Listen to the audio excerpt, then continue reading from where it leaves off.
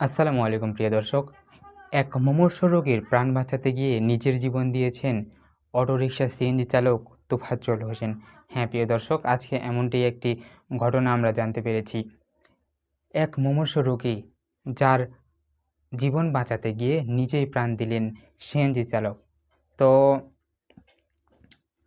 মোফাজ্জল হোসেন খুবই সাধারণ একজন মানুষ, যিনি পেশায় ছিলেন একজন অটোরিকশা চালক এবং অটোরিকশা সিএনজি চালক যেটাকে বলা হয়। তিনি একদিন তিনি সকালে যাচ্ছিলেন, যাওয়ার সময় ওই পথিমধ্যে এক মুমূর্ষু রোগী বলে যে তাকে নিয়ে যেতে হবে জরুরি। নিয়ে যাওয়ার সময় ত্রিঘাতী একটা দুর্ঘটনার কারণে সেখানেই মারা যান মোফাজ্জল হোসেন।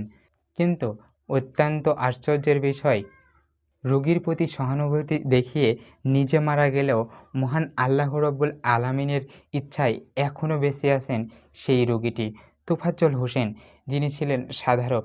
বাড়ি থেকে বের হয়ে যাওয়ার সময় হয়তো তার মেয়েকে বলে এসেছিলেন, মা আমি আবার আসব, আমি আবার একটি ফল নিয়ে আসব, আমি একটি আম নিয়ে আসব। তার মা হয়তো মেয়ে অপেক্ষা করছে বাবা কখন আসবে, বাবা তুমি লিচু নিয়ে আসো না কেন। চলে গেল একটি প্রাণ। সুপ্রিয় দর্শক, এমনই এক ঘটনার সম্মুখীন হয়েছে। ঘটনাটি ঘটেছে 19শে মে রাতে নেত্রকোনার বারহাট্টা উপজেলার বিকালিক গ্রামের মোফাজ্জল হোসেনের পরিবারে নেমে আসে এক অন্ধকার। তার স্ত্রী কান্না করে করে বলছিল যে তারা অত্যন্ত দরিদ্র, তাদের কেউ নাই, একমাত্র উপার্জনক্ষম ব্যক্তি ছিল ওই মোফাজ্জল হোসেন, যিনি একটি সড়ক দুর্ঘটনায় মারা যান। পিছন থেকে আরও দুইটি, একটি পিকআপ বা আর একটি সিএনজি দিয়ে মারা গিয়েছে এমনটি বলে আমরা জানতে পেরেছি।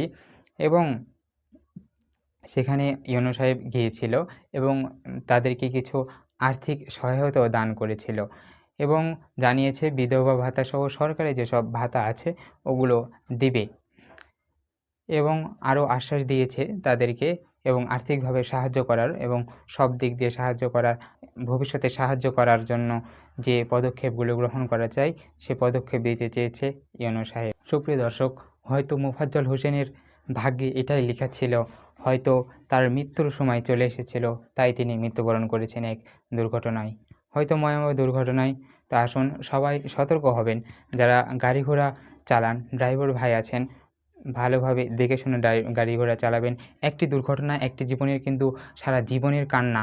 দেখেন কিভাবে এখন এই মোফাজ্জল হোসেনের পরিবার কিভাবে সারভাইভ করবে, কিভাবে এখন মোফাজ্জল হোসেনের পরিবার তাকে মানাবে যে মোফাজ্জল হোসেন নাই, কিভাবে মোফাজ্জল হোসেনের মেয়ে এখন বিশ্বাস করতে পারবে যে তার বাবা আর আসবে না, তার বাবা আর তার জন্য ফল নিয়ে আসবে না, কিভাবে তারা থাকবে। সবাই সতর্ক হবেন এবং সতর্কতাভাবে গাড়ি ঘোড়া চালাবেন, রাস্তাঘাটে সতর্কতা থাকবেন। আজকে পর্যন্তই, দেখা হচ্ছে নতুন কোনো ভিডিওতে। ততক্ষণ পর্যন্ত ভালো এবং সুস্থ থাকবেন।